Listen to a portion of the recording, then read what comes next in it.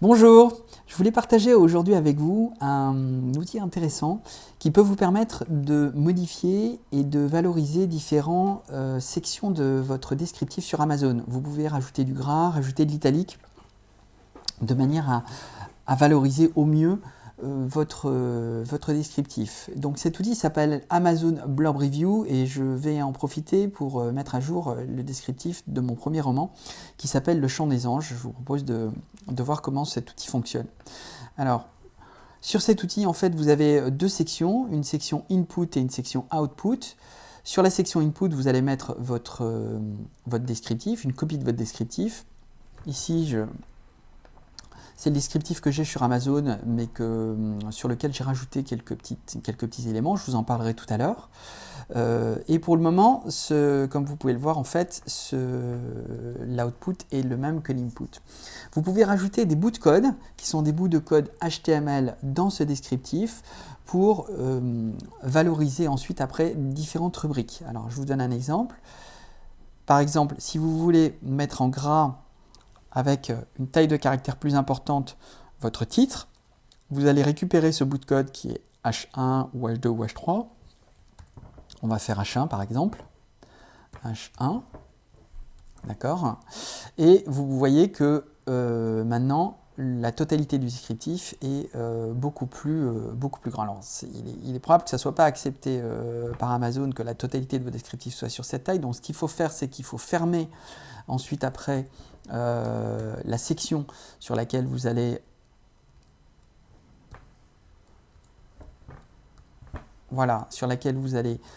travailler. Donc ce sont des bouts de code HTML. Donc là j'ouvre effectivement la ligne que je veux valoriser et là je signifie effectivement donc au navigateur que c'est la fin de la section que je veux valoriser. Donc ça c'est vraiment important de ne pas oublier de fermer. Et comment je ferme? En fait je rajoute un slash devant mon code. Voilà, c'est un peu barbare si vous n'avez pas l'habitude, mais si vous vous entraînez, vous allez voir, ça va aller très rapidement. Alors là c'est un peu gros, donc je vais passer plutôt en H3. Voilà, donc là ça c'est intéressant parce qu'effectivement vous voyez, là j'ai quand même un joli titre qui peut vraiment se détacher sur mon descriptif. Voilà, donc je vais aller plus loin. Là pour le moment tout va bien sur ce paragraphe. Là sur la fin je vais le valoriser aussi, donc je voudrais le mettre en italique. Donc même chose, je le mets entre ces deux symboles. Et je vais fermer la section et comme vous pouvez le voir, donc une histoire d'amour et de suspense aux confins de votre imagination et maintenant en italique. Alors si je veux rajouter du gras italique, ce qui peut être intéressant, je fais B et j'ai mis tous les codes sur la page d'article que vous pouvez consulter donc sur mon site en dessous. Et donc là maintenant j'ai une histoire d'amour et de suspense aux confins de votre imagination. Alors comme vous pouvez le voir, je n'ai pas fermé, ou je n'ai pas correctement fermé en fait la section. Donc si je rajoute un slash B qui signifie que je ferme la section, voilà, j'ai maintenant une histoire d'amour et de suspense aux confins de votre imagination. Voilà. Et je vais terminer par mettre en italique les critiques. Là, j'ai rajouté quelques critiques, c'est intéressant parce que ces critiques, elles n'ont pas été affichées sur Amazon, c'est des critiques que j'ai eues de blogueuses, mais elles peuvent venir aussi compléter les critiques que vous avez directement sur Amazon.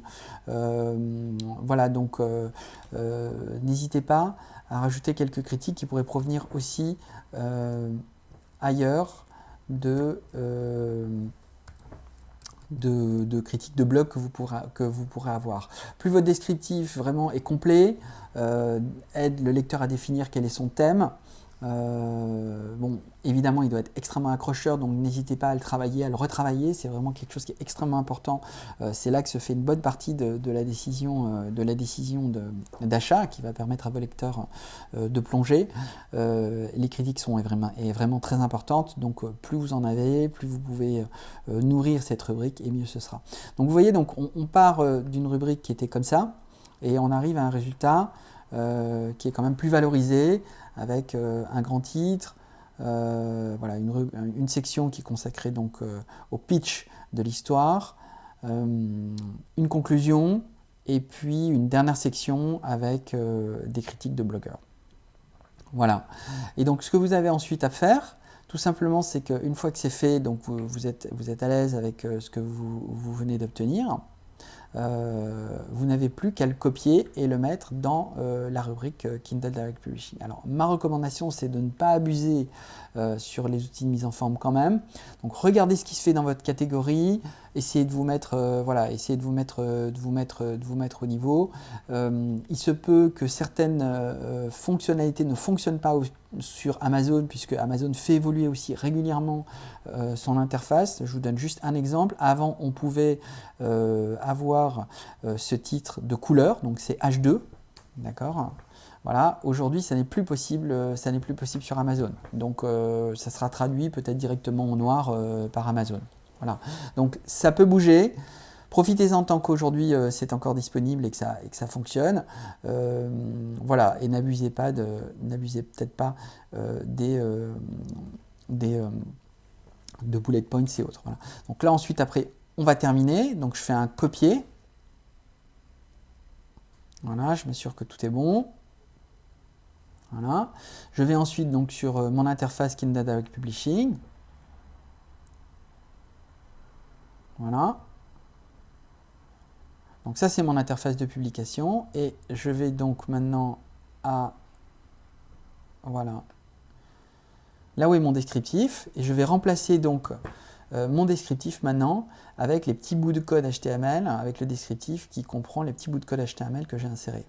Alors malheureusement, je ne peux pas voir le résultat final sur la page Amazon tant que je ne l'aurai pas publié. Donc c'est assez rapide. Donc soyez assez vigilants et vous pourrez toujours ensuite après modifier et ajuster les tirs si vous n'êtes pas à l'aise avec le résultat final. Voilà. Le reste ne change pas.